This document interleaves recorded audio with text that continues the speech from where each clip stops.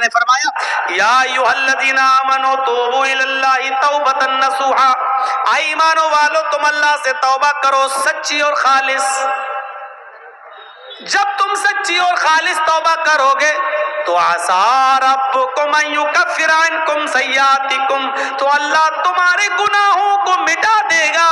عسیٰ ربکم ان یکفر عنکم سیئاتکم، تو اللہ تمہارے گناہوں کو مٹا دے گا۔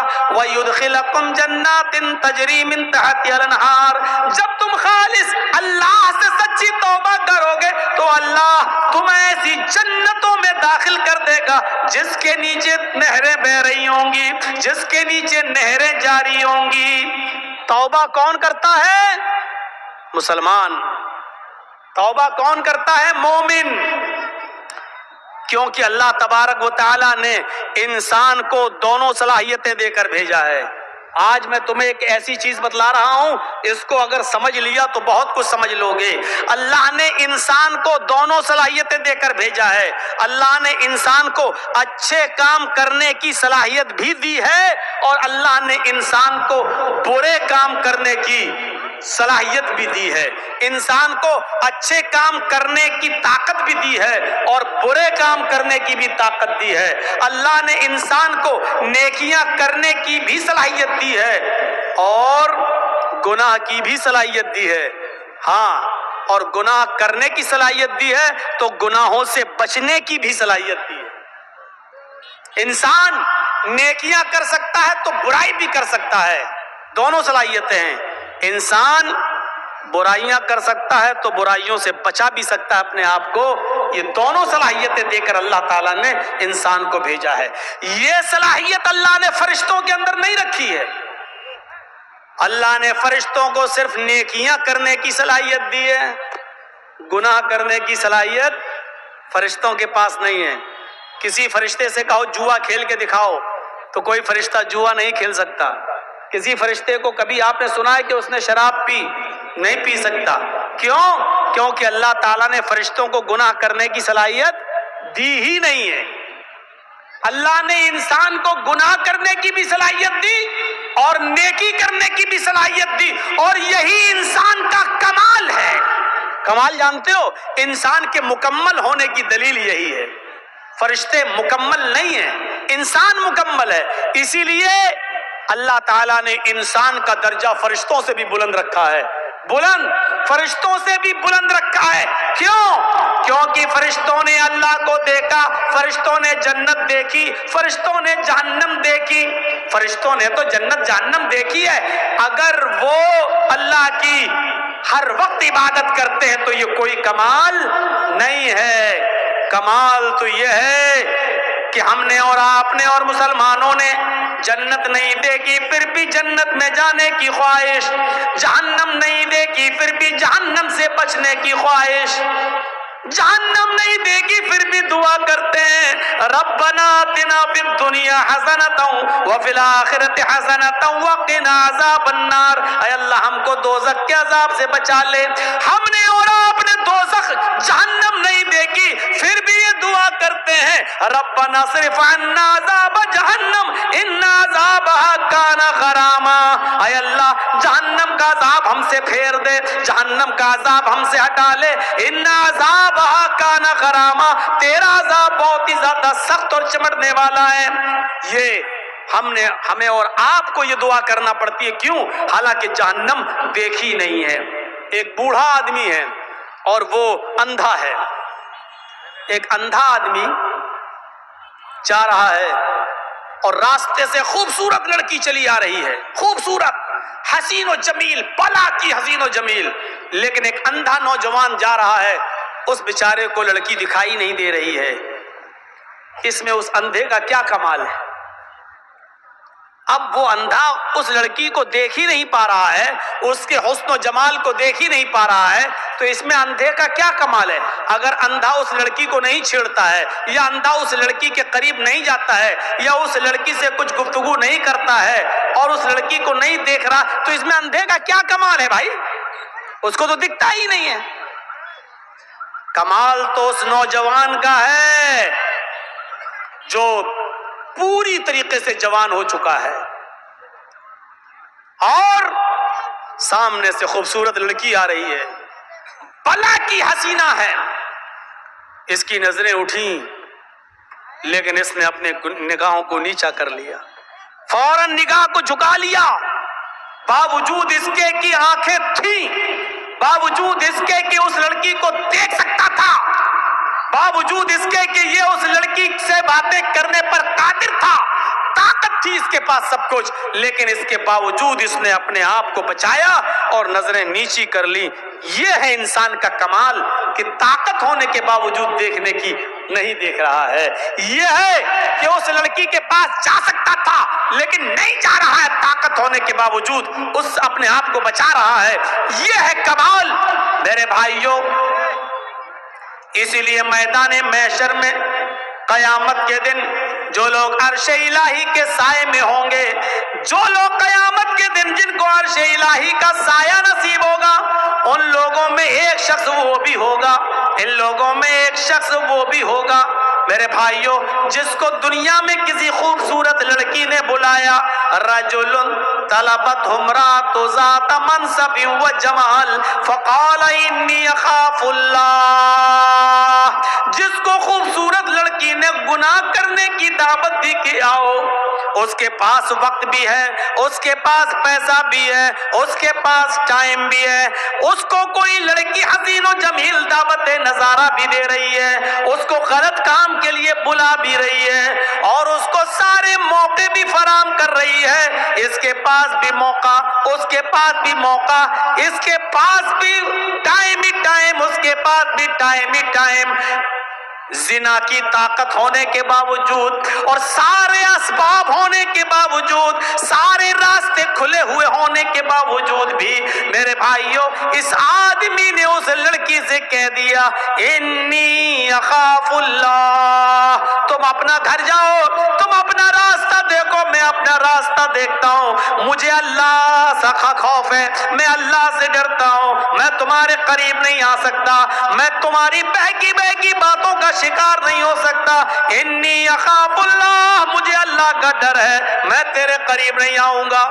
جس نے اللہ کا خوف دکھایا اور اس لڑکی کو دھکا دے دیا، نہیں مجھے تم سے دوری اختیار کرنا، موقع ہونے کے باوجود، لڑکی کی پرمیشن ہونے کے باوجود، لڑکی کی اجازت ہونے کے باوجود اس نے اس کو ہٹایا اور اللہ سے ڈرتے ہوئے اپنے آپ کو بچا لیا، یہ ہے کمال۔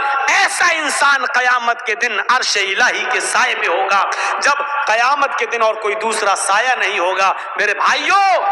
فَأَلْهَمَهَا فُجُورَهَا وَتَقْوَاهَا، ہم نے انسان کو دونوں صلاحیتیں دے کر بھیجا ہے، انسان کو گناہ کی طاقت بھی دی ہے اور نیکیوں کی طاقت بھی دی ہے، انسان نیکی کا کام بھی کر سکتا ہے اور گناہ کا کام بھی کر سکتا ہے، لیکن کمال تو یہ ہے کہ گناہ کرنے پر طاقت ہونے کے باوجود گناہ نہ کرے۔ فرشتے گناہ کر ہی نہیں سکتے کیونکہ گناہ کی طاقت ہی نہیں ہے، اور ہم اور آپ گناہ کر سکتے ہیں، گناہ کی طاقت ہونے کے باوجود ہم گناہ نہ کریں تو یہ ہے کمال۔ اور اسی لیے انسان کا درجہ اللہ رب العالمین نے فرشتوں سے بھی بلند کر دیا، کیونکہ اس کے اندر گناہ کی طاقت تھی لیکن اس کے باوجود اس نے اپنے آپ کو بچا لیا۔ یہ فرشتے جو ہیں کرامن کاتبین جو ہمارے کاندھوں پر رہتے ہیں، مجال ہے کبھی کسی لڑکی کے ساتھ زنا کر لیں، اللہ نے یہ طاقت دی نہیں ہے ان کو۔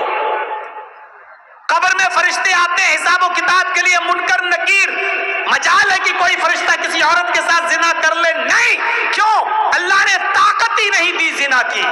زنا کی طاقت انسان کے پاس ہے اور طاقت ہونے کے باوجود اپنے آپ کو زنا سے بچا لے، یہ ہے فرشتوں سے بھی بڑا کام، یہ ہے بڑا دل گردے کا کام۔ اور جس نے اس کام کو اب کر لیا، انجام دے لیا، طاقت ہونے کے باوجود اپنے آپ کو بچا لیا، میرے بھائیوں اس کا مقام و مرتبہ فرشتوں سے بلند ہے، فرشتوں سے بلند۔ وَيُدْخِلَكُمْ جَنَّاتٍ تَجْرِي مِن تَحْتِهَا الْأَنْهَارُ، اللہ ایسی جنتوں میں تمہیں داخل کرے گا جس کے نیچے نہریں بہ رہی ہیں۔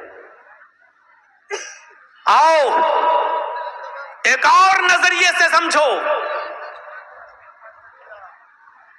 جس کے اندر گناہ کرنے کی صلاحیت نہیں تھی، یعنی فرشتے، جس مخلوق میں گناہ کرنے کی صلاحیت نہیں تھی، اللہ نے اس کو زمین کا خلیفہ بھی نہیں بنایا، اور جن لوگوں میں گناہ کرنے کی صلاحیت تھی اللہ نے ان کو خلیفۃ الارض بنا دیا، یعنی انسان کو، آدم کو خلیفۃ الارض، زمین کا خلیفہ بنایا۔ کیوں؟ اور دیکھیے گناہ کرنے کی پریکٹس کیسے ڈالی گئی، گناہ ایک خطا کرائی گئی حضرت آدم علیہ السلام سے۔ آج ہماری بات کو تھوڑا سا دوسرے حساب سے سنیے گا۔